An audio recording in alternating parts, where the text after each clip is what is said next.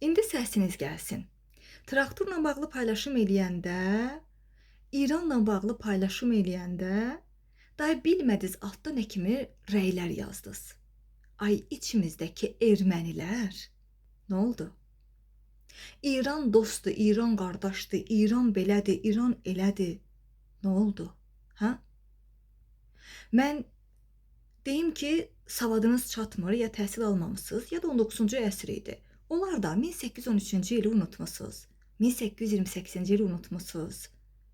Rusiya ilə İran arasında Gülüstan-Türkmənçay müqavilələrini xatırlamırsınız. Deyək ki, 19-cu əsrə təsadüf eləyirdi. Bəs yaxşı, 31 dekabr həmrəylik gününü niyə qeyd edirsiniz?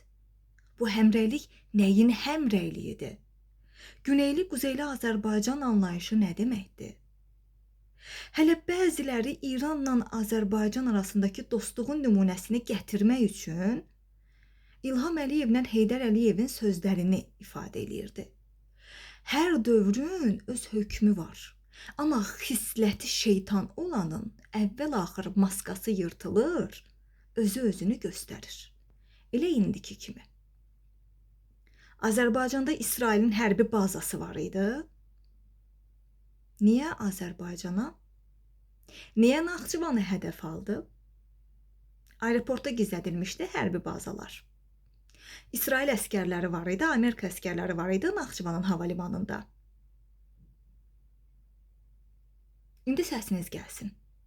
İndi görmək istəyirəm o İranla bağlı yuxarıdan belə səsi gələn, az qala çığırıb qulaqlarımızı batırmaq istəyənlər.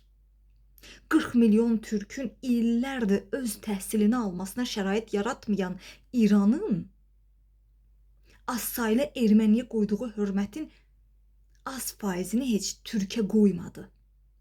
Amma siz hələ də yaltaqlığınızdan əl çəkmirsiniz. İndi səsiniz gəlsin.